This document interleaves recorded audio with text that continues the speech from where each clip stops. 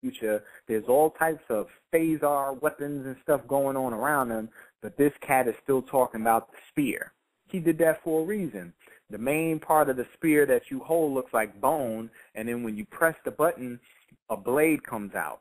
The cutler is a ranger's greatest weapon, an extension of the strength that comes from within. The lightweight handheld weapon is both versatile and elegant, using hundreds of metal fibers to form numerous weapon configurations from both ends of the handle. Used in attack, self-defense, and survival conditions, the cutlass blends seamlessly into a ranger's biosuit and can be activated with quick finger inputs on the handle. The C40 combat model has a total of 22 configurations, including the short blade spear, long blade, sickle dagger, and more. They say the C40, that's the name of the model. If you hear anything that says C40, C60, C20, they're talking about fullerenes. Fullerenes are named after Buckminster Fuller, who created the geodesic dome, which you know as his Epcot Center, or when you see all these dome homes. But now in nanotechnology, they're manipulating carbon atoms to create these balls. And they named them C for carbon, and then the number of carbon atoms that they use to create these particular spherical nanomachines. But he named it C40 because when you hit the finger input on the cutlass, it's a black blade that comes out. What he's saying is that is melanin. Okay, he's using melanin as a weapon. Melanin is his main weapon, and it comes out of his own.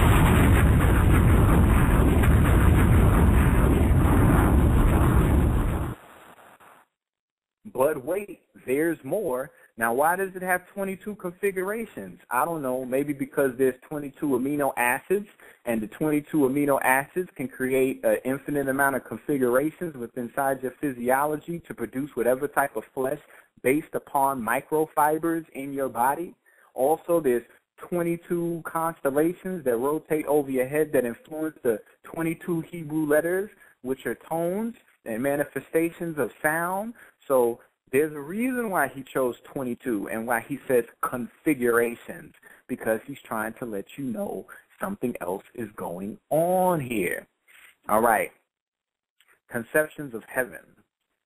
To the ancient Kemites, the concept of heaven, also called duat, tuat, or twat, changed throughout its history. They saw the earth as a reflection of what was in the heavens. The celestial Nile existed above the flowing Nile below. It was a zone of twilight or nocturnal sky, Nut or Nuit. At first, heaven rested on two mountains, one of sunrise and one of sunset. Okay, the Akiru, which is two lions, and the sky was divided up into the morning sky and the afternoon sky. Up to the fourth dynasty, divided into four parts, which related to the four sons of Horus. They each had four scepters, which held up the sky, as I spoke of earlier.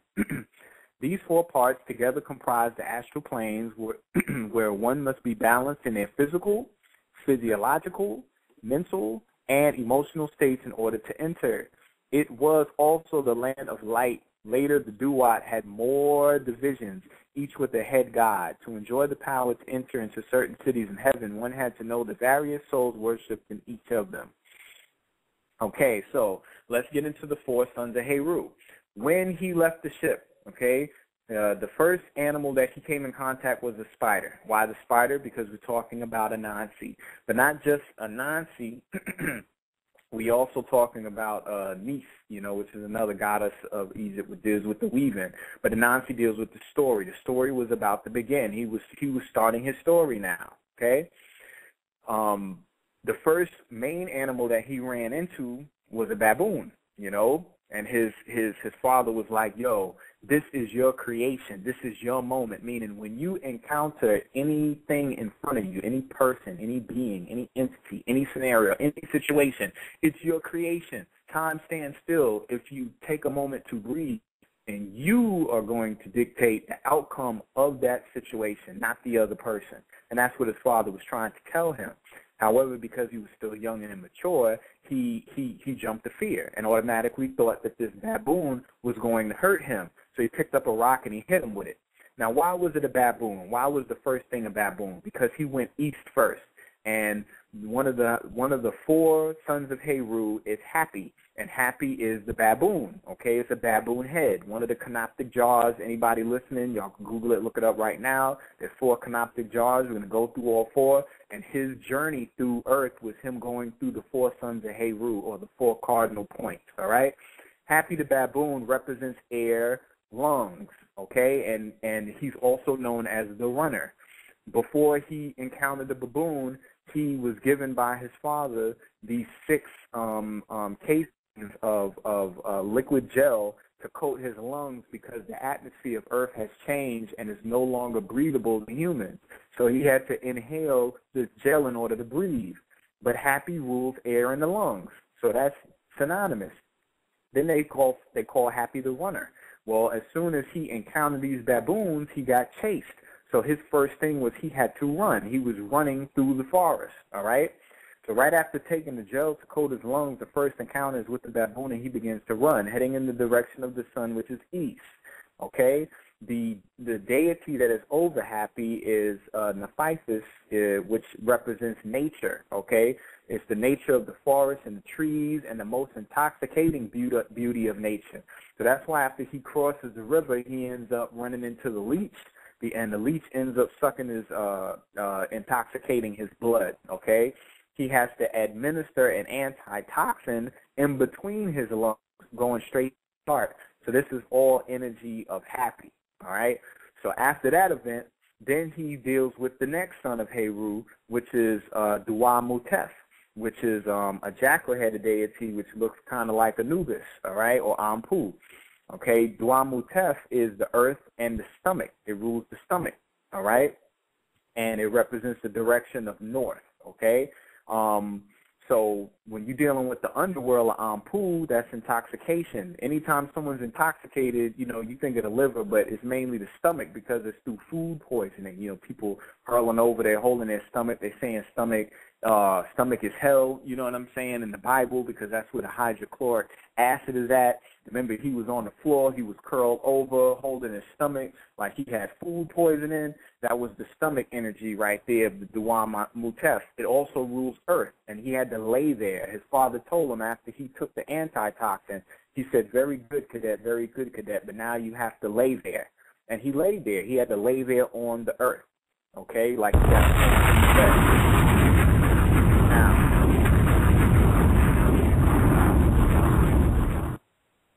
his blood was intoxicated, and one of the main components that is needed for proper blood is intrinsic factor, which is secreted by the stomach so you can absorb B12, okay?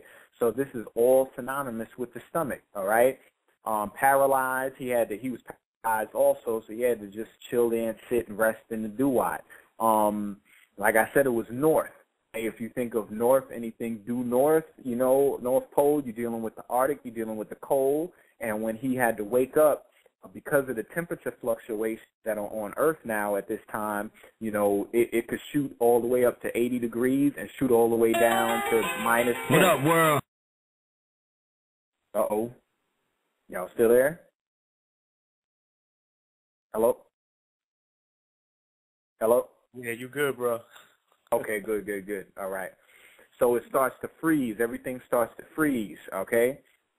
So the sun, he ends up evading the ice and the cold and everything like that, and he finds himself a hot spot where he sits there, and now it's time for Neith, which is the weaver, which is Anansi, which is the storyteller. Remember, Anansi retrieved all the stories from Inyame, and this is what he's doing now when he's sitting under the trees listening to his father. His father's telling him the story. And the story is of how he ended up passing his test when he was younger so that he could become a ranger, all right? And what he said was, you know, he was out in the field, and the Ursa came out, and they were by a cliff, and the Ursa shot him with one of his, like, poisonous darts in his shoulder, and the two of them fell off the cliff into the water. They sunk to the bottom of the river, and the Ursa just was laying on him, trying to drown him. And he sat there, and he looked up, and what he noticed was his blood. He was at the bottom of the river where it was nothing but darkness. It was black. But when he looked up, he saw the sun, and then slowly he saw his blood mixed with the sunlight and the water, and he said, Will Smith said this exactly. He said, I looked at it, and my first thought was, wow, that looks so pretty. Now, a lot of people might think that was like a corny line in the movie, but that was deep because he was talking about, once again, the power of the blood and the water and the sunlight and the melanin. When those things come together and you become aware of the beauty in the power of it, guess what? Then you become a fearless individual that can accomplish whatever you put your mind to. And then next thing he said was, you know what? I don't want this thing in my shoulder no more. I don't want this Ursa. I don't want to die. And he got the fear up out of him. And the Ursa all of a sudden couldn't see him no more and didn't have no power no more. And he killed the Ursa, and that's how he became the person that he was. And then that's how they created the term called ghosting. Okay, where, you know, they can't see you no more. You end up become ghosts. But that's spirit. That's becoming unified with your ancestors. You know what I'm saying? Becoming the ghost. Come on, man. Y'all heard Styles P. So after that incident, he gets up the next morning and he has to push forward, all right? And this is one of the most strongest parts in the movie because he ends up, you know, when he had ran away from the baboons, he ended up wrecking some of his little oxygen joints, and he lied to his father saying that his supply was intact, but he didn't. He only had 2 left. Because he had 2 left, you know, based on the calculations that his father did, if he was to climb down this mountain, he wouldn't have enough air. But if he was to fly down the mountain, be able to make it. The father didn't want to tell him the truth, so he told him to come back. And Jaden was like, no, what did you tell me to come out here for? And that's similar to the youth or to us. And when we deal with the elders that came before us and we try to take things to the next level, we try to, you know, go against the storm. You know, they want to get reclusive and they want to jump back and be like, nah, never mind, don't do it. And then we never advance. There's always this battle between, you know, our generation and the generation that came before us in terms of trying to take this and move it to the next level. We always in a battle in that way. And I think, B, you know, why did you bring us out here? Why did you tell us all this information? Why did you get all of us prepared to do all of this work and then just leave us high and dry? And that's what he was telling his father. And then he started saying he's a coward. Now, when you talk about coward, coward is the opposite of courage. Courage represents the solar plexus, okay? The solar plexus resides in the abdomen, okay, when you're thinking of the chakras. And he told him, I am not a coward. I'm not a coward. And then he ran and he jumped off the cliff and did the flying squirrel technique with his suit and started flying. Now, in doing that, he ended up going into the third son of Horus, who is Keben Sinuef. Keba Sinuef. Keba Sinuef is the falcon-headed canoptic jar, and it represents the intestines. What is in the solar plexus? What is behind your navel? The intestines, okay? It's also ruled by the deity Serket, which is a scorpion. We all know that the scorpion can become the eagle or the phoenix, right? He's flying off of the cliff. He's the falcon. So all of this thing lines up. So even if you didn't believe the happy with the baboon and you didn't believe the Dua Mutef with the stomach before, I mean, everything in the intestines part, it's almost 3 pages long, how many things correlate with this particular form of the son of Haiti.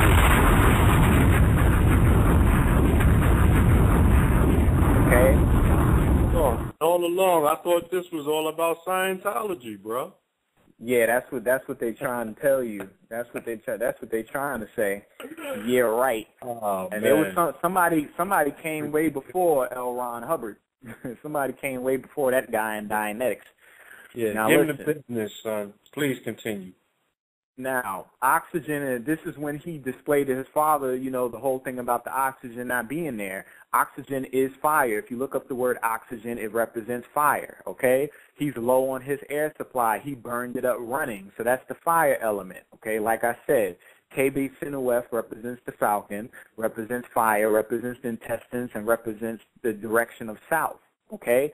He burnt up his oxygen, you know what I mean? He's jumping off the cliff with the fire. He's talking about, I am not a coward. I am not a coward. You're the coward. And he's like, no, I'm courageous. And he takes the leap. That's the guts.